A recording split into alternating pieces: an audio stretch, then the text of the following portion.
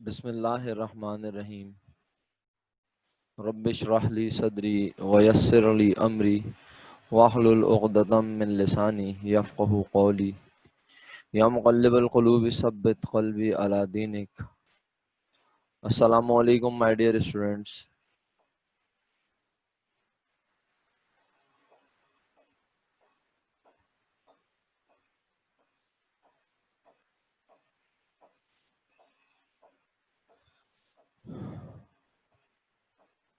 My dear students,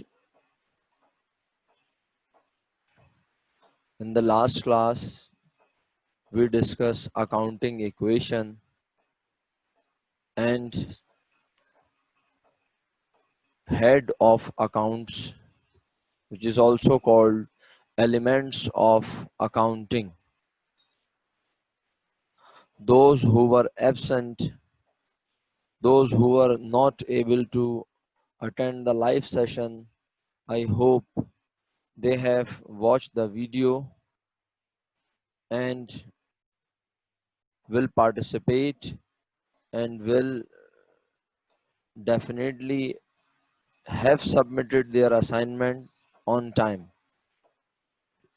Inshallah, I am going to discuss your assignments with you very soon, but right now I am trying to move ahead, and the equation which we discuss was assets is equal to liabilities plus capital plus revenue minus expense. इस equation को मैंने इस तरह नहीं लिखा था जिस तरह मैंने अभी कॉल किया, बट अगर आप इसको थोड़ा सा गौर से देखें तो you will be able to know that profit or loss, how it comes, how you determine profit or loss with the help of revenue and with the help of expenses. After deducting your expense from revenues, you are able to determine the amount of profit or loss. And if the business earned profit, it means the amount of owner's equity will definitely be increased. Okay. So जो assignment था उस assignment में तो हमने amounts, क्योंकि जब मैं assignment आपको साथ शेयर करूंगा या असाइनमेंट को डिस्कस करूंगा उस वक्त अमाउंट भी इसकी कॉल कर लूंगा इंशाल्लाह। बट राइट नाउ मैं चाहता हूं कि हम थोड़ा सा अकाउंटिंग हेड्स को देखते हुए आगे बढ़े। ठीक है मेरे बच्चों, तो हेड ऑफ अकाउंट्स आपके सामने है और एसेट्स को पढ़ने लगे हैं जनाब अली।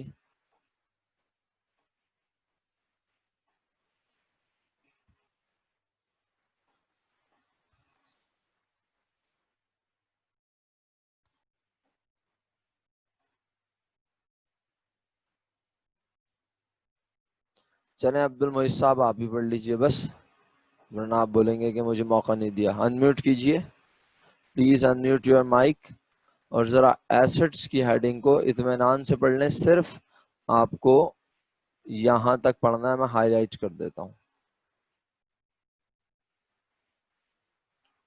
जी जनाब।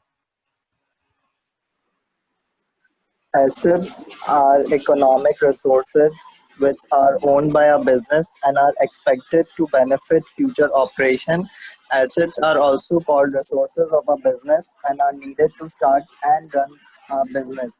Assets लेकिन may have defined physical लेकिन form, that is building, machinery and inventory. On other hand, some asset exists not in physical or tangible form but in the form of valuable legal claim rights, that is amount due from customers, patent and goodwill.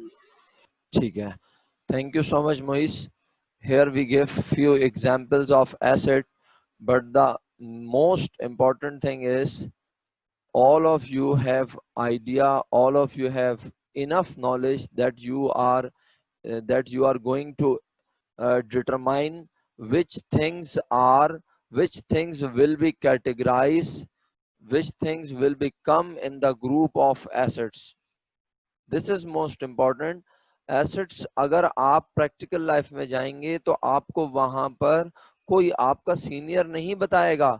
ये तो आपको पता होना चाहिए कि assets आखिर हम किन चीजों को एसेट्स की कैटेगरी में रिकॉग्नाइज करते हैं.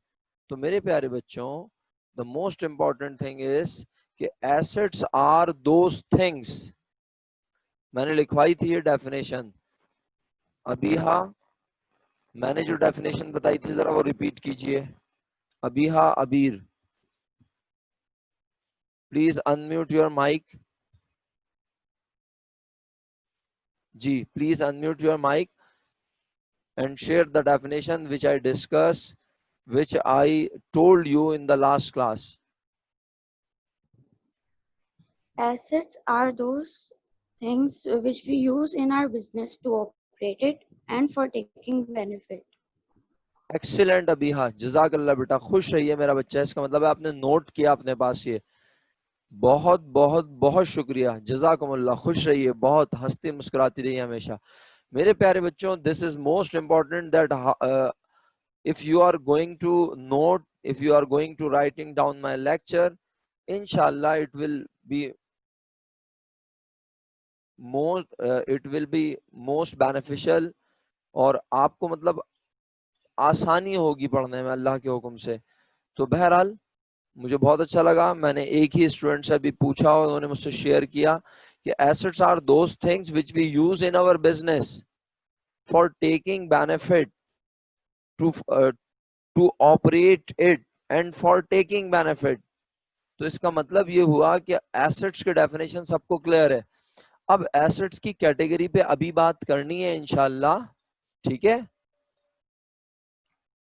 नहीं, आइदर ओन्ड और नॉट, ये शीजा नहीं. ये वाली बात जो है ना, जो आप ओन करेंगे वही आपके बिजनेस का एसेट होता है. रिमेंबर, ठीक है? जो आप ओन करेंगे वही आपके बिजनेस का एसेट है. जो आप ओन नहीं करते तो वो डेफिनेटली वो जो है आप यूज करते हैं और उसकी पेमेंट कर देते हैं. लाइक आप रेंटा कार पर जो है, रेंटा कार के जरिए आप एक गाड़ी हायर करते हैं और आप उसकी पेमेंट करते हैं और आप उस गाड़ी को यूज करके वापस कर देते हैं. ठीक है? बट हम in the context of accounting, assets उन चीजों को कहते हैं जो बिजनेस में इन्वेस्ट कर दिए जाते हैं, बिजनेस में हम ओन करते हैं, बिजनेस उनको कंटिन्यूसली यूज करता है. अब ये एक अलग चीज है कि how long the business is going to use those assets. तो उसके लिहाज से जब मैं बात करूंगा मेरा बच्चा, तो फिर मैं आपको बताऊंगा what are current asset and what are non current asset. तो अभी मैं कैटेगरीज पर नहीं जा रहा. फिलहाल हम बस ये कह रहे हैं कि those things which are business own, business own करेगा तो उन्हीं को यूज करके, यानी उन चीजों को यूज करने के बाद फिर किसी को पैसे नहीं देने, हमने उसका रेंट पे नहीं करना, बल्कि वो चीज हमारे बिजनेस की है, हम उसको बिजनेस में यूज करते रहेंगे, ऑपरेट करते हुए उससे बेनिफिट लेते रहेंगे. I hope Sheeja is clear. Sheeja, is it clear? Okay मेरा बच्चा. Ayaan Ali said asset expense होते हैं क्या? आयान, थोड़ी सी आगे की बात कर दी मेरा बच्चा आपने. कॉमर्स के स्टूडेंट के लिए, कॉमर्स के स्टूडेंट अगर मेरा साथ दें, जब मैं बोल दूं फिर एक्नॉलेज करें कि तमाम एसेट्स कन्वर्ट होते हैं एक्सेप्ट लैंड. एक्सेप्ट लैंड, जमीन के अलावा तमाम एसेट जब हम उनको यूटिलाइज करते हैं तो वो एक्सपेंस में कन्वर्ट होते हैं. मसलन बहुत सिंपल सी मिसाल है, या तो वो कैश में कन्वर्ट होंगे और कैश फिर हम बिजनेस में यूज करेंगे तो वो एक्सपेंस में कन्वर्ट होगा.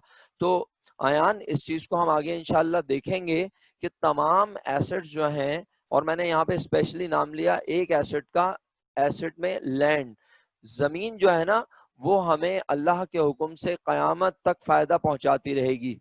सही है? और मैं इस वक्त बात कर रहा हूं about which business? I am talking about trading और सर्विस बिजनेस. ठीक है? ट्रेडिंग, मर्चेंडाइजिंग और सर्विस बिजनेस। लेकिन अगर हम एग्रीकल्चरल पॉइंट ऑफ व्यू से बात करें तो लैंड की भी लाइफ होती है। बट अगर हम, क्योंकि अभी हम एग्रीकल्चरल बिजनेस को डिस्कस नहीं कर रहे, तो मेरा बेटा सिर्फ लैंड को छोड़कर, except land all assets have life, और वो अपना वक्त गुजारने के बाद, जैसे आपके, बहुत सिंपल से मिसाल लेता हूँ आयान, आपके घर में फर्नीचर है, एक वक्त तक वो फर्नीचर आपको फायदा पहुंचाएगा, उसके बाद आप कहेंगे अब ये फर्नीचर हमारे लिए काम का नहीं है, या तो उसकी हालत बहुत खराब हो जाएगी, ठीक है, या फिर आप कहेंगे बस इनफ यूज कर लिया, अब इसको यूज करने की जरूरत नहीं है, अब इसको मैं सोल्ड आउट कर देता हूं या फेंक देता हूं, और फिर इसके बदले में दूसरा खरीद के उसे यूज करूंगा। ठीक है, अच्छा जी।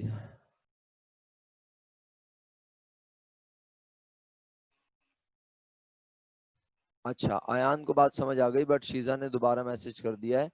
और सर हम ओन वाली चीज को बिजनेस का एसेट क्यों नहीं कहेंगे? हमसे कोई पूछे तो हम उससे ये तो नहीं बताएंगे ना कि मैंने उधार पे लिया है वो। अच्छा मेरा बेटा, अगर हम, कोई हमसे पूछेगा तो अगर हम उसे नहीं बताएंगे, इसका मतलब है हम गलत रिपोर्टिंग करेंगे। शीजा, इस बात को समझिएगा। मैं आपका क्वेश्चन बड़ा कोशिश की है मैंने समझने की। आपका क्वेश्चन यही है ना कि कोई हमसे पूछेगा तो हम उसे बताएंगे। तो हमसे कोई पूछे या ना पूछे, अकाउंटिंग जो है वो फेयर प्रेजेंटेशन देगी चीजों की। तो अगर कोई चीज हमारी है, हम ओन करते हैं, लेट सपोज हमने अपने पैसों से, ओनर ने अपने पैसों से एक बिल्डिंग परचेज की for purely for business purpose, तो वो बिल्डिंग बिजनेस की है अब, ठीक है। तो अब हम जब अपनी चीजें रिपोर्ट करेंगे गवर्नमेंट को, इन्वेस्टर्स को, क्रेडिटर्स को, जिसको भी हमारी बिजनेस की इंफॉर्मेशन चाहिए, तो हमें बताना पड़ेगा ना कि ये बिल्डिंग हमारी है, हम ओन करते हैं, बिजनेस ओन करता है इसे। जबकि ये जो एक हमने गाड़ी है हमारे पास, ये गाड़ी हमने लीज पर निकलवाई है और अभी हम इसकी पेमेंट कर रहे हैं।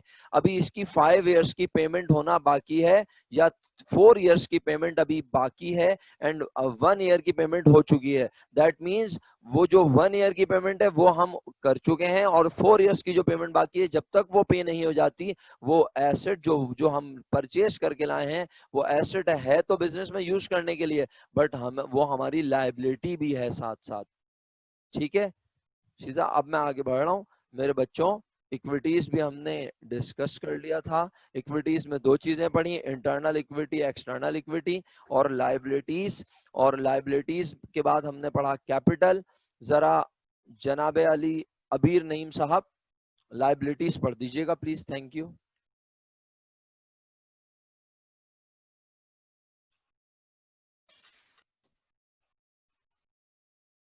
Sir. Liabilities means the claim of the supplier or creditor on the assets. In बस other words, रुक जाए liability. रुक जाए अबीर, अभी अभी मैंने क्या कहा? अभी अभी मैं शीजा के क्वेश्चन का जवाब दे रहा था, और मैं उसमें यही कह रहा था ना कि हमने कोई एसेट अगर परचेज किया, ठीक है, तो अगर हमने इमीडिएटली कैश पेमेंट कर दी, तो इसका मतलब है बस वो एसेट अब हमारा है, उसके ऊपर कोई और क्लेम नहीं कर सकता। वो एसेट ओनर का है, यानी बिजनेस का है प्योरली। अब उस पर बाहर वाला कोई क्लेम नहीं करेगा, तो फिर किसका क्लेम होगा उस पर अबीर? क्रेडिटर का। क्रेडिटर का। सोच लो, मैं कह रहा हूँ ऐसे हमने एक एसेट परचेज किया और इमीडिएटली हमने पेमेंट कर दी, तो वो हमारा एसेट परमानेंट है हमारा। एग्जैक्टली तो ओनर का क्लेम होगा। Exactly, thank you so much. अच्छा मशहूद सेठ सर, अगर हम कोई चीज लीज पे लेंगे तो वो एसेट कहलाई जाएगी ना? हाँ बिल्कुल कहलाएगी, बिल्कुल कहलाएगी, बट अब उसके ऊपर Mashhood try to understand, but वो हमारे बिजनेस का एसेट जरूर है, बट वो जो है उसके ऊपर क्लेम कर सकता है कौन? जिसने हमें वो लीज पर प्रोवाइड की है, अनटिल अनलेस कि हम उसकी फाइनल पेमेंट ना कर दें। जब हम उसकी फाइनल पेमेंट कर देंगे तो उसकी ओनरशिप हमारे पास ट्रांसफर हो जाएगी। बस यही मैं समझाने की कोशिश कर रहा था। थैंक यू अबीर, कंटिन्यू कीजिए। In other words, liability, a debt business has to pay within due period. ठीक है, लाइबिलिटी को आपको एक ड्यू टाइम पीरियड में पे करना होता है। Thank you so much. अभी नेक्स्ट भी पढ़े, अभी नेक्स्ट भी पढ़े, लेकिन लाइबिलिटीज की टाइप अभी डिस्कस नहीं कर रहे हैं। अभी हम पढ़ रहे हैं कैपिटल, जो हम ऑलरेडी डिस्कस कर चुके हैं जी। Capital means the claim of the owner on the business, also called as owner's equity. In in case of company, it is called share capital or capital stock. ठीक है, ये आप पढ़ेंगे मिस नाजरीन के साथ, share capital, capital stock. The next one is expenses. अबीर continue कीजिए, शाबाश। Expenses are the cost of goods and services used up in the process of earning revenue. Given that cost of employee salaries, advertising, rent, utilities, expenses are also called cost of doing business. ठीक है, अबीर clear है, इसमें कोई मुश्किल बात तो नहीं है? नहीं सर।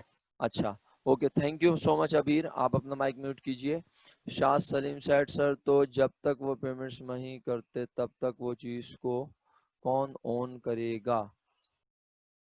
जी शाह सलीम साहब, आपके बिजनेस का एसेट होगी, आप ही यूज कर रहे होंगे उसे, लेकिन आपके बिजनेस में उस एसेट को आप क्लेम नहीं कर सकेंगे। कल को अगर आपने पेमेंट नहीं की तो उसका रियल ओनरशिप आपके पास नहीं है, आसान लफ्जों में। ठीक है शाह सलीम, आपने क्वेश्चन किया, मैंने जवाब दिया कि ओनरशिप आपके पास नहीं है। जैसे आप बैंक से एक गाड़ी निकलवाते हो ना, आप अपने फादर से कभी डिस्कस करो, आपको बताएंगे। जब आप बैंक से एक गाड़ी निकलवाते हैं या आप एक घर जो है फाइनेंस करवाते हैं बैंक से, तो घर तो आपको मिल जाता है, बट उसकी ओनरशिप बैंक ही के पास रहती है तब तक कि जब तक आप उसे पेमेंट ना कर दें। लायबिलिटी क्रेडिट है ना, मतलब जी लायबिलिटी क्रेडिट भी, और लायबिलिटी का दूसरा नाम हुजैफा, ये हमने यहाँ पे लिखा डेट, DEBT, डेट। सही है, तो लायबिलिटी को डेट भी कहते हैं। और इसी तरह हमने कैपिटल भी अबीर ने पढ़ा, अबीर को थैंक यू सो मच। और फिर एक्सपेंसेस जो है उसको क्लियर कर लें तमाम बच्चे। एक्सपेंसेस के बारे में हमने मोस्ट इंपॉर्टेंट बात क्या पढ़ी? The cost of goods and services used up in the process of earning revenue, यानी आप अपने रेवेन्यू को जनरेट करने के लिए कुछ खर्चा करेंगे। लोन, तारिक आजम साहब, बात बहुत आगे चली जाएगी। लोन की दो डायरेक्शन हो सकती हैं, सिर्फ लोन का वर्ड लिखेंगे तो मैं लोन को एसेट की कैटेगरी में भी डाल सकता हूं और लायबिलिटी में भी। तो आपको बताना पड़ेगा लोन रिसीवेबल या लोन पेएबल। अगर आपने बैंक से लोन लिया हुआ है, that is your liability, you have to pay that amount, you have to return that amount to bank. ठीक है, तो लोन पेबल लायबिलिटी हो जाएगा। और रिसीवेबल यानी आपने किसी को लोन दिया हुआ है, अपने एम्प्लॉय को लोन दिया हुआ है और एम्प्लॉय से आपने लोन वापस लेना है, तो लोन रिसीवेबल, दोनों डायरेक्शन बनती हैं। तो इस तरह इनकम्प्लीट क्वेश्चंस के फिर डबल जवाब ही मिलेंगे आपको। रेवेन्यू, आई होप आपने मेरी बात सुन ली है। Example, purchase of office supplies, Aqsa, is it example of expense? Aqsa, is it example of expense, purchase of office supplies? My dear student, office supplies, you purchase office supplies. When you purchase office supplies, do you immediately take the benefit of office supplies? When you purchase office supplies, when you buy office supplies, and what are office supplies, we have to discuss it later. जब आप office supplies purchase करते हो, immediately benefit मिल जाता है, आपके पास चीज आ जाती है, बट बेनिफिट इमीडिएटली नहीं मिलता। दैट मींस जब तक बेनिफिट ना मिल जाए तब तक वो आपका खर्चा नहीं है। देखे ना, जब तक यूज्ड अप, आपने उसे इस्तेमाल ही नहीं किया, आप तो परचेज करके लाए हैं। इसका मतलब है वो ऑफिस सप्लाईज भी आप अपने बिजनेस में करेंगे इस्तेमाल। That means office supplies is also your asset, right? Aqsa, are you with me? Got my point? Okay मेरा बेटा। सो माय डियर स्टूडेंट्स, अल्हम्दुलिल्लाह इफ एक्सपेंसेस आर क्लियर, क्योंकि हमने लास्ट क्लास में, आखिर में ये क्यों डिस्कस कर रहा हूँ, हो सकता है कोई स्टूडेंट सोच रहा हो सर ये हमने पढ़ा तो है इक्वेशन में।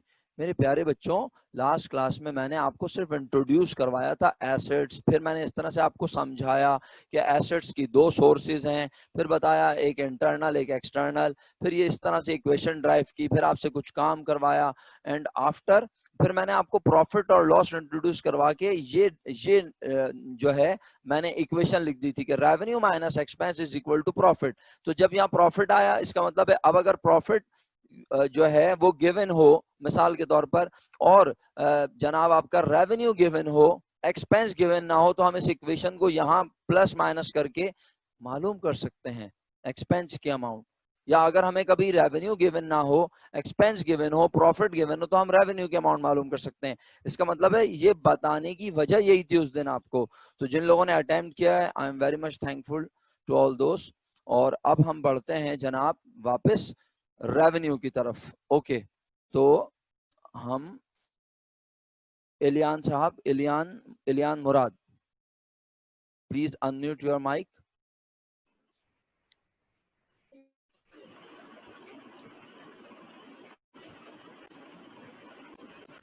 जी इलियान, आप प्लीज मेरा बेटा रेवेन्यू पढ़ेंगे। आपकी आवाज मुझे नहीं आ रही और सब लोगों को आ रही है क्या? इलियान की आवाज आ रही है आप लोगों को? इज नो, इलियान आपकी आवाज नहीं आ रही बेटा। चले माइक म्यूट कर लीजिए, कोई बात नहीं, हो सकता है आपके एंड पे। Abdul Hadi, Abdul Hadi,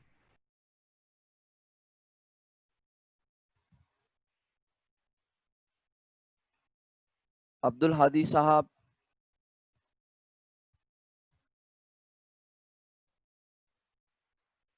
Abdul Hadi, are you with me?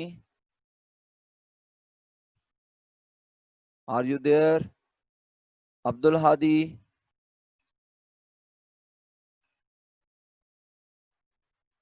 Okay, Abdul Hadi sahab भी नहीं है I think.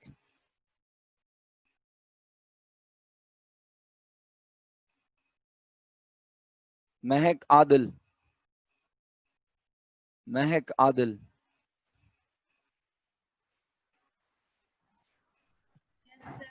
Ji Mahak. Revenue is the price of goods sold and services rendered during a given accounting period. Various terms are used to different types of revenue. For example, revenue earned by real estate broker might be called sales commission. In the professional practice of lawyers, physician, dentist, and revenue is called the fee income. A business which sells merchandise rather than services will use the term sales to describe the revenue earned. ठीक है, clear है महक? Yes. Okay, thank you so much Mahak, thank you. जनाब जनाब जनाब, हम बात करते हैं थोड़ा सा, इसको मैं एक्सप्लेन करके आगे बढ़ता हूँ कि रेवेन्यू जो है बेसिकली वो हमें दो बिजनेसेस को दिमाग में रखकर जो है उसे एनालाइज करते हुए आगे बढ़ना है। The one is service business. तो सर्विस बिजनेस बहुत सारे तरह के हो सकते हैं। सर्विस बिजनेस में मुख्तलिफ टर्म्स यूज की जाती हैं वहां जब वो रेवेन्यू जनरेट करते हैं। तो उसने कहा कि जनाब जो एक स्टेट ब्रोकर होता है वो सेल्स कमीशन का वर्ड यूज करता है कि जब वो लोगों की प्रॉपर्टी को सेल करवाता है, उनको परचेज करने में असिस्ट करता है, तो वो उनसे कमीशन लेता है और उस कमीशन को वो सेल्स कमीशन के तौर पर अपनी इनकम। माय डियर स्टूडेंट्स, यहाँ पर ये बात क्लियर हो रहे कि हम प्रॉफिट नहीं कह रहे, रेवेन्यू कह रहे हैं, इनकम कह रहे हैं, ठीक है।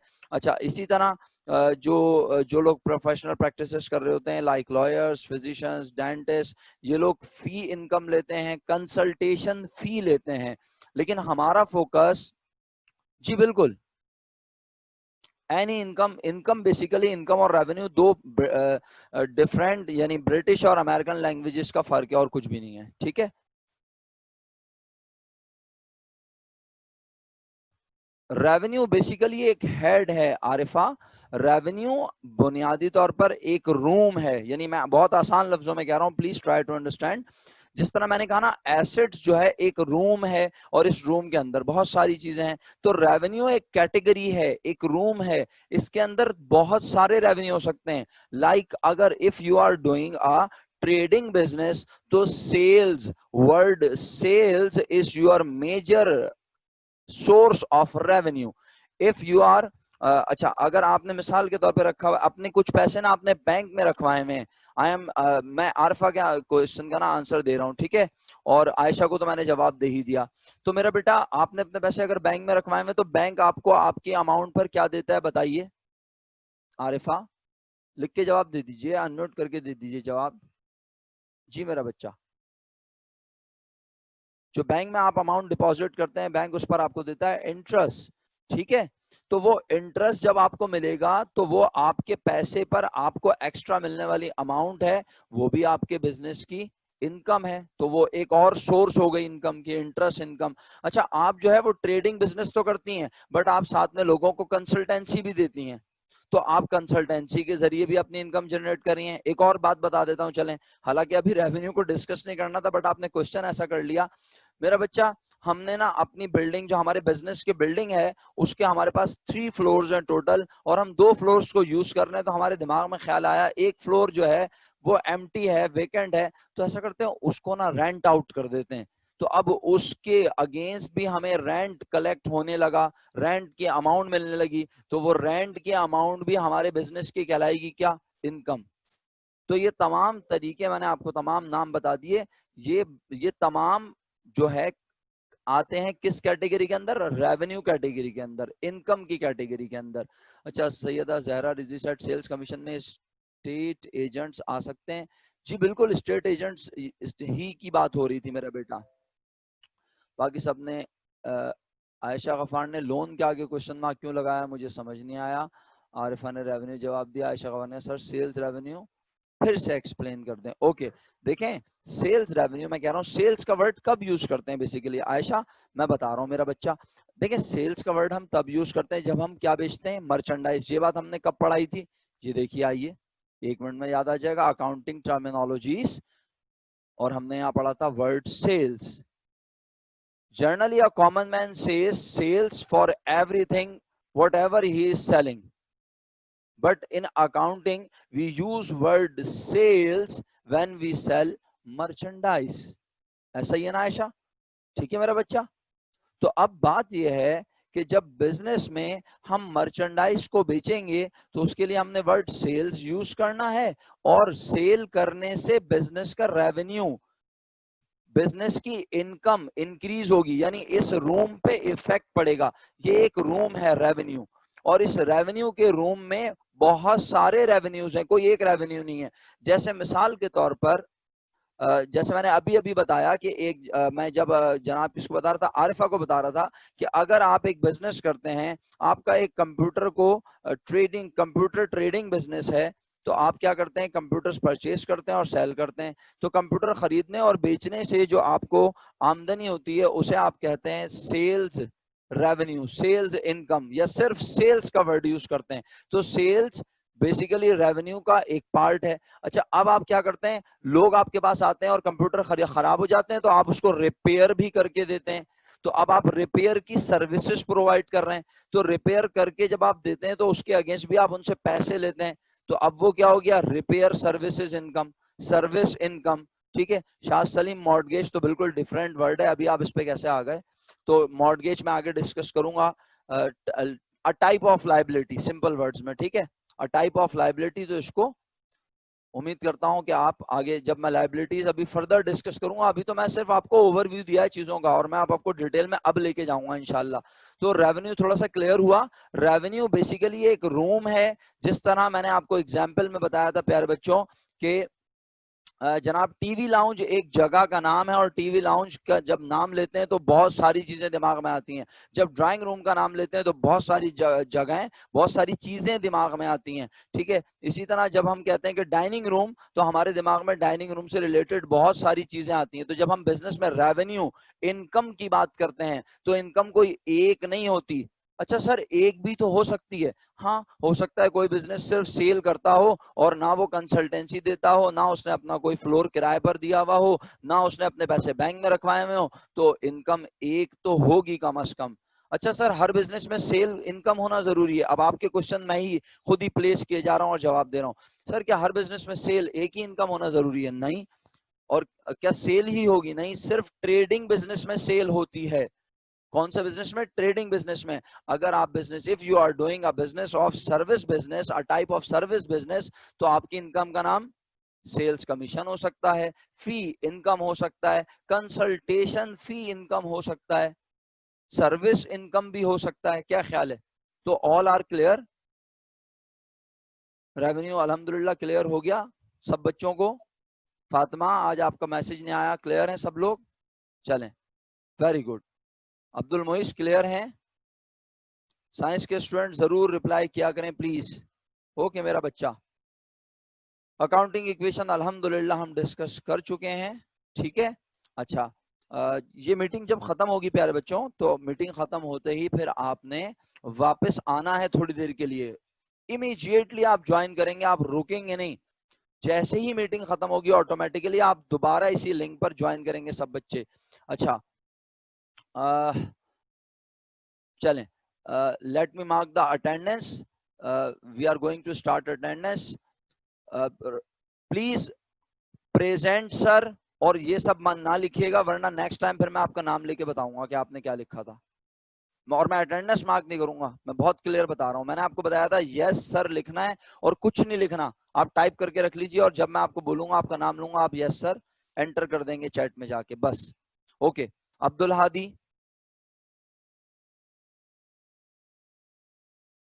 अब्दुल मोइस, अबीहा अबीर, अबीर नईम, अली मोहम्मद, अमल आसिम, अक्सा ख्वाजा, आरिफा अली, अरमान, आयान अली, आयशा गफ्फार, फलक विकार, फातिमा जहरा, हमना आरिफ, हुजैफा अदनान, इलियान मुराद, करीम शराज, एम रोहान आलम, एम शहीर शेख, माहम नदीम, महक आदिल, मायरा नसीम, मनाहिल आसिम, मशूद, और ये बिस्मा है, और बिस्मा ने अपना नाम आज भी अपनी आईडी चेंज नहीं की। मिनाल खुर्रम, मोहम्मद शुएब, नूरुलैन, राविया हुमैर, रिफा विरानी, रिजा अली, साहिल, समर, शाह सलीम। बेटा अपना पूरा नाम लिखा करें, जिस तरह से जो प्रॉपर नाम आपका कॉलेज में आपने लिखा हुआ है। साहिल और समर से रिक्वेस्ट है जो पूरा नाम है वो लिखें ताकि फिर अटेंडेंस में इशू ना आए। Sheeza Azhar, Syeda Zahra Rizvi, Taha Naeem, Talal bin Aamir, Wajiha Nadeem, Walija Haider, Zahra Qaiser. Thank you so much students. Zahra Qaiser, ठीक है, थैंक यू। ओके प्यारे बच्चों,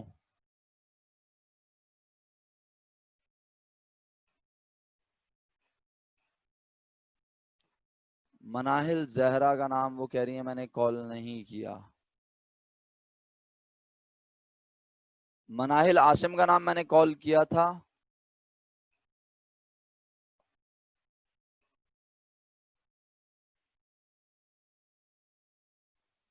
ठीक है, सही है, बस सिर्फ मनाहिल जहरा रह गया होगा। ओके चलें जी। सो अब जो हम चीज पर जा रहे, अच्छा ये बताएं सबसे पहले मुझे जल्दी से सब बच्चे प्लीज इस फार्मूले के बारे में बता दीजिएगा। फातिमा जहरा कह रही है बेटा कौन से फार्मूले के बारे में मेरा बच्चा, ये तो बताइए। अनम्यूट कर लें जल्दी से फातिमा, जल्दी बताइए कौन सा फार्मूला। सर आपने कल एक सवाल दिया था सेल्स रेवेन्यू और उसमें ग्रॉस लॉस भी था, तो वो थोड़ा ओके बता दिएगा। बिल्कुल, उसको अभी अभी डिस्कस कर लूं, 1 मिनट लगेगा, क्या ख्याल है? जरा जल्दी से बताओ जी क्या था ठीक है फातिमा, बताओ जरा क्या क्या था वो। Sir. Sales revenue minus cost of goods sale is equals to gross sales, loss या प्रॉफिट होगा। 1 मिनट, सेल्स रेवेन्यू और माइनस करेंगे उसमें से क्या था, cost of goods sale of goods sold. Sold या सेल, जो भी आप लिखना चाहें, cost of goods sold is equal to gross profit और ग्रॉस लॉस। बिल्कुल सही है। वैसे तो मेरा इरादा इसको है डिस्कस करने का, कब मैंने कहा जब मैं आपके असाइनमेंट्स आपसे डिस्कस करूंगा, रिव्यू करूंगा। अच्छा जी मैंने सुना था, लेकिन बस वो मैंने कहा आपको एक दफा याद दिलाता हूँ। ठीक है, थैंक यू सो मच। अच्छा देखें, अब हमने ना थोड़ा सा क्लियर कर लिया एक्सपेंसेस को, जब हम फर्दर पढ़ेंगे तो ये टर्मिनोलॉजीज हमें वहां मिलेंगी। सेल्स का वर्ड तो अब हमने पढ़ लिया ना, तो अब क्लियर हो गया स्टूडेंट्स को अल्हम्दुलिल्लाह, ठीक है। लेकिन हमने कॉस्ट ऑफ गुड सोल्ड का वर्ड नहीं पढ़ा असल में अभी तक, ठीक है।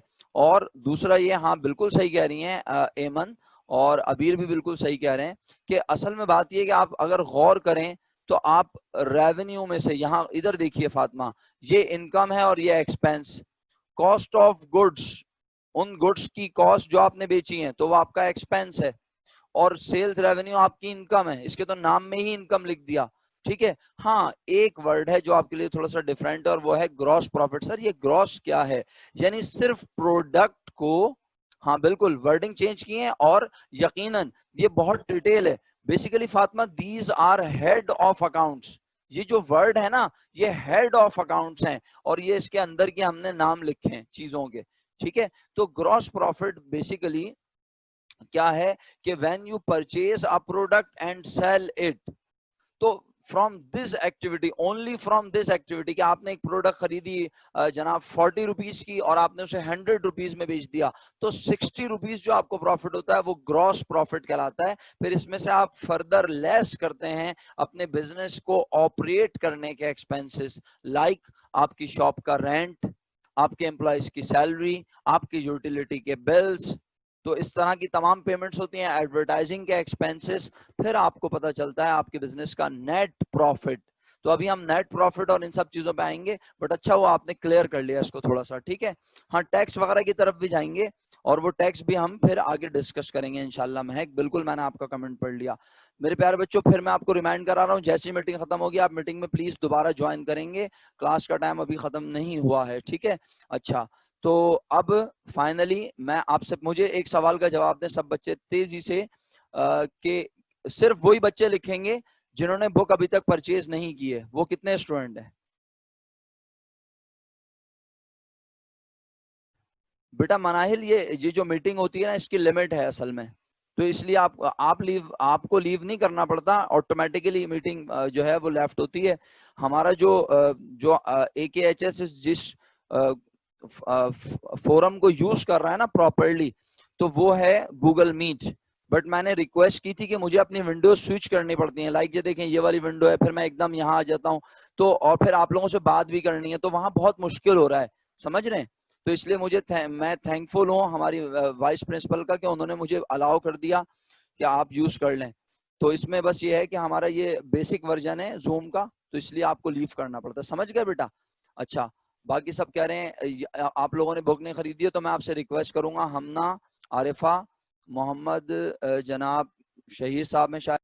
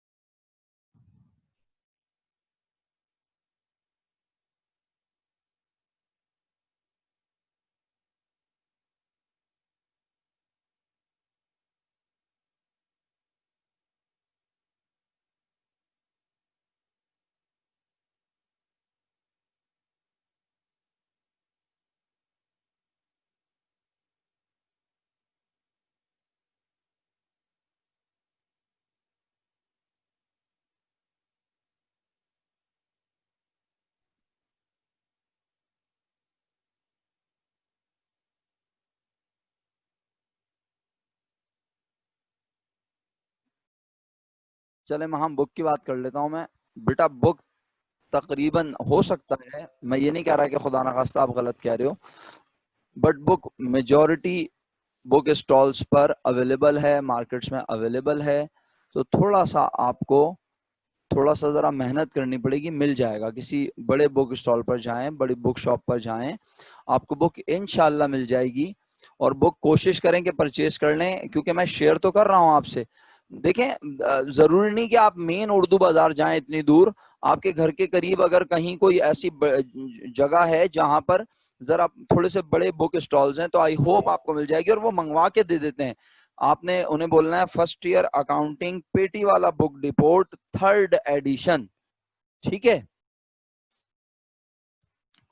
बेटा। मेरा बच्चा आप किसी बड़े बड़े जगहों पे ना भेजें, मैं इसीलिए आपसे अर्ज कर रहा हूँ, इंशाल्लाह यहीं मिल जाएगी इंशाल्लाह, ठीक है। थोड़ा सा कोशिश करें, मिल जाएगी, जरूर मिल जाएगी, और ये कोशिश करें book as soon as possible आपके पास आ जाए, क्योंकि मैं अब इसमें से भी फर्दर असाइनमेंट देने वाला हूं। तो आज मैं रीडिंग असाइनमेंट दे रहा हूं, थोड़ा सा जरा पहले रीडिंग असाइनमेंट सुन लें क्या है। और वो रीडिंग असाइनमेंट लाजमी परफॉर्म करना है। हो सकता है मैं कल रैंडम किसी से पूछूं। And the next most important thing is कि मेरा बच्चा, मैंने सारी स्लाइड शेयर करवा दी आपको जो पढ़ाई है, मैंने वर्ड की फाइल भी इसमें से जो पढ़ाया वो शेयर करवा दी। अब आप अपने क्विज के लिए, अपने जो है टेस्ट के लिए तैयार रहें। मैं किसी भी वक्त टेस्ट कंडक्ट कर सकता हूं। ये बात मैंने वहां आपके गूगल क्लासरूम में भी लिख दी थी, पोस्ट कर दी थी। प्रॉफिट और ग्रॉस प्रॉफिट में क्या डिफरेंस है? देखें जहरा, प्रॉफिट और ग्रॉस प्रॉफिट, मैंने कहा ग्रॉस प्रॉफिट बेसिकली क्या है? सिर्फ प्रोडक्ट को खरीद कर बेचने से होने वाले प्रॉफिट को कह रहे हैं ग्रॉस प्रॉफिट। जरा आप मेरी बात सुन रही है ना? सिर्फ प्रोडक्ट, मैंने अमाउंट की मदद से समझाने की कोशिश की। आपने एक बुक खरीदी 40 रुपीज में और उसे 100 रुपीज का बेच दिया, तो 60 रुपीज आपने प्रॉफिट अर्न किया। क्या ये प्रॉफिट ओनर अपने घर ले जाएगा, बोलेगा ये मेरा प्रॉफिट है? नहीं, अभी उसने इस बुक को खरीद कर अपने ऑफिस तक लाया होगा, किसी जगह रखा होगा, वो दुकान होगी, ऑफिस होगा, उसका रेंट देना होगा, वहां का इलेक्ट्रिसिटी का बिल होगा, वहां के एम्प्लॉयज की सैलरी होगी, एडवर्टाइजिंग भी करते होंगे अपने बिजनेस की, तो वो सारे एक्सपेंसेस हैं। All those expenses are called operating expense. तो जब हम उन एक्सपेंसेस को लेस करेंगे फिर हमें प्रॉफिट की तरफ आएंगे, और प्रॉफिट बेसिकली वो कहलाता है नेट प्रॉफिट। सिर्फ वर्ड प्रॉफिट नहीं होता, लेकिन जनरली जब हम डिस्कस करते हैं तो हम स्टूडेंट को ग्रॉस और नेट का कॉन्सेप्ट नहीं बताते। और इस बात की गवाही ये है कि ये देखो, यहाँ ना लिखा हुआ है ग्रॉस प्रॉफिट और ना यहाँ लिखा हुआ है नेट प्रॉफिट, यहाँ सिंपल लिखा हुआ है प्रॉफिट। कि तमाम रेवेन्यूज में से तमाम एक्सपेंसेस माइनस कर दो, चाहे वो प्रोडक्ट खरीदने का एक्सपेंस हो, फिर वो एडवर्टाइजिंग का एक्सपेंस हो, तो all expenses are available in this category, all revenues are available in this category. ठीक है, और जब तमाम रेवेन्यूज में से बिजनेस के तमाम एक्सपेंसेस को लेस कर दिया जाए, then we are able to determine the profit of business और loss of the business. Zara is it clear? Okay मेरा बच्चा, तो अब मैं आपसे रिक्वेस्ट करूंगा कि आप लोग अपनी बुक में, अगर बुक जिन लोगों के पास है, वो बुक के चैप्टर नंबर 2 में आएंगे, और चैप्टर नंबर 2 में page number 12, page number 1 to 12, इसमें आपके पास एक, जनाब आप अगर गौर से देखें तो आपको एक चार्ट बनाकर दिया हुआ है क्लासिफिकेशन ऑफ अकाउंट्स का। एक उन्होंने पिक्चर ड्रॉ की है, एक हायरार्की बनाई है उन्होंने, अगर आप देखें। और उसमें क्या है? अकाउंट्स हैं, अकाउंट्स में उसने बताया है कि एसेट, लायबिलिटी, कैपिटल, एक्सपेंस और रेवेन्यू। ठीक है, अजराहे मजाक समझाने के लिए मैं अपने प्यारे बच्चों को कहता हूं, अपने प्यारे बच्चों को क्या कहता हूं? अकाउंटिंग एक बीमारी के नाम से मिलती जुलती, अकाउंटिंग के हेड्स एक बीमारी से मिलती जुलती चीजों के नाम पर मुश्तमिल हैं। अगर ये तमाम दिमागी तौर पर अच्छे से हो जाएं, समझ आ जाएं, तो आपके लिए पढ़ना आसान हो जाता है। अब ए फॉर, ये अल्सर लिख दिया ना मैंने, अब आप कोई साइंटिफिक इसमें वो ना ले आइएगा। मतलब यह है कि जिसको अल्सर समझ आ जाए वो अकाउंटिंग बड़े अच्छे से परफॉर्म करता है। दो चीजें हैं जिसको हम कहते हैं base of accounting. Number 1, elements of accounting. Student को ये पता हो कि कौन सी चीज एसेट की कैटेगरी में आएगी, कौन सी कैपिटल में, कौन सी लायबिलिटी में, और अब हम यही डिस्कस करेंगे। ओके, तो बस मैं आपके लास्ट 2 to 3 मिनट्स लूंगा एक्स्ट्रा और खत्म करूंगा। बिल्कुल सही, माहम ने जवाब भेज दिया। ए फॉर अकाउंटिंग नहीं मेरा बेटा, ए फॉर, समझ आया? ए फॉर एसेट्स, ठीक है। L for liabilities, C for capital, E for expense और R for revenue। अब बजाहिर तो ये एक एक नाम है, बट हमें हर नाम के अंदर, हर रूम के अंदर बेतहाशा चीजें नजर आएंगी। ये बिल्कुल ऐसे ही है कि ये हमारा घर है, ये हमारा घर है पूरा, और इस घर में ये रूम्स हैं, और हर रूम में उस रूम के नाम के मुताबिक चीजें मौजूद हैं। और जब तक आपको ये समझ में ना आएगा कि एसेट्स होते क्या हैं, समझाने की कोशिश तो की अल्हम्दुलिल्लाह मैंने, but if you are able to define और determine that what are assets, then इंशाल्लाह you will be able to understand accounting easily, इंशाल्लाह। तो माय डियर स्टूडेंट्स, आपसे मैंने रिक्वेस्ट की कि आप पेज नंबर 12 पर जो एक उन्होंने जनाब डायग्राम टाइप के बना के दिए, सिर्फ उसे पढ़ेंगे। और डायग्राम में देखें नीचे, अगर आपके पास बुक अगर अभी अवेलेबल है तो उसके नीचे 1st, 2nd, 3rd, 4th, 5th point तक पढ़ना है। सम मोर एक्सप्लेनेशन अभी नहीं पढ़नी, जब मैं आपको फर्दर एसेट्स को जो है क्लासिफाई करवा दूंगा फिर आप इसे पढ़ेंगे, ठीक है। पेज 12 पर सब बच्चे जनाब सिर्फ अकाउंट्स पढ़ेंगे, और कहां तक पढ़ेंगे? रेवेन्यू अकाउंट तक, रेवेन्यू अकाउंट तक, क्लियर? ओके, इसके बाद आपने क्या पढ़ना है? आप आएंगे जनाब अली पेज नंबर 16 जिनके पास बुक नहीं भी है ना, मैं उनसे रिक्वेस्ट करूंगा कि वो लाजमी इस चीज को अपने पास नोट करें, जब बुक आएगी तो वो इस चीज को थोड़ा सा गो थ्रू कर लेंगे। पेज नंबर 16 पर there is a heading accounting equation, एक बार इसको पढ़ लीजिएगा। अल्हम्दुलिल्लाह समझ आ गई है, बट बुक से एक बार पढ़कर हमारी चीजें जरा स्ट्रांग हो जाती हैं, हमें कॉन्फिडेंस मिलता है कि अल्हम्दुलिल्लाह हम बुक की चीजें समझ रहे हैं। जब मैं किसी चीज को यहाँ एक्सेल पे डायरेक्ट आपको समझाता हूँ तो आप समझ तो जाते हैं, बट जब तक आप उसे बुक से देख ना लें आप थोड़ा सा कंफ्यूजन का शिकार होते हैं कि यार क्या पढ़ा है सर ने, क्या पढ़ाया, यहाँ तो पढ़ा दिया, बुक से पढ़ना नहीं आता। तो आई होप कि आप इसे बुक से जरूर देख लेंगे, ठीक है। अच्छा, अब अगर पेज नंबर 12 पर वापस आया जाए और देखा जाए एक लफ्ज, तो वहां पे भी डेफिनेशन है और मैंने यहां भी दी हुई है। बस ये पढ़ाकर मैं खत्म कर रहा हूं क्लास। हमना आरिफ मौजूद है हमारे साथ? मेरा बेटा जरा अनम्यूट करके ये पढ़ें, शाबाश, फटाफट। Accounts. The account is a technical device used by accountants to record the increase or decrease in an item of assets, liabilities, proprietorship or expense and revenue. Proprietorship सही है, प्रोप्राइटरशिप कैपिटल सही है। जी जी continue करें। Account is a ledger records in a summarized form of the entire transaction that have take place with a particular things specified. बस Journal. Okay, बस thank you so much, thank you. बस इतना ही पढ़ना था मेरा बच्चा। अब देखें पेज नंबर, जो बच्चे यहाँ से पढ़ना चाह रहे हैं डेफिनेटली यहाँ से पढ़ लें, और कुछ बच्चे पेज नंबर 12 पर द अकाउंट की डेफिनेशन दी हुई है बहुत सिंपल वर्ड्स में, ठीक है। अच्छा, तलाल ने भी क्वेश्चन कर लिया, आप लोग क्वेश्चन माशाल्लाह बहुत करते हैं जी। सर ये फॉर्मूला हो सकता है अगर क्वेश्चन में लायबिलिटीज कैपिटल प्रॉफिट या लॉस हो और बोलें कि एसेट मालूम करें? जी बिल्कुल हो सकता है, बिल्कुल हो सकता है, क्यों नहीं हो सकता, ठीक है। और प्रॉफिट और लॉस अगर ना हो तो फिर रेवेन्यू और एक्सपेंस दिया हुआ होगा, तो हमने आपको बताया है। और आप अगर एसएलओ की कॉपी भी मैंने आपसे शेयर की हुई है वहां पे, जनाब क्लासरूम में भी शेयर की और पेडलेट वॉल पे भी शेयर की है, तो वहां से आप देख सकते हैं इसे। अच्छा, अकाउंट के बारे में बस 2 लाइनें पढ़ रहा हूँ फिर खत्म कर रहा हूँ क्योंकि टाइम खत्म हो गया, आपने एक्स्ट्रा टाइम दिया, thank you so much. An account is a summary of relevant transactions at one place. एक अकाउंट बेसिकली क्या है? अकाउंट समरी है, खुलासा है, किसका? ट्रांजैक्शंस का। जो, और वो ट्रांजैक्शन किस चीज से रिलेटेड? किसी एक चीज से रिलेटेड। यानी जब हम बात करेंगे फर्नीचर के अकाउंट की, तो फर्नीचर के अकाउंट में से फर्नीचर का इंक्रीज और डिक्रीज शो हो रहा होगा। जब हम बात करेंगे कैश के अकाउंट की, यहाँ तो कैश का इंक्रीज और डिक्रीज शो हो रहा होगा कैश के अकाउंट में। इसी तरह जब हम बात करेंगे बिल्डिंग के अकाउंट की, तो उसमें बिल्डिंग का इंक्रीज डिक्रीज शो हो रहा होगा। इसका मतलब है हम बिजनेस में मौजूद हर अकाउंट की, हर चीज की एक अकाउंट बनाएंगे, हर नाम का एक अकाउंट बनाएंगे।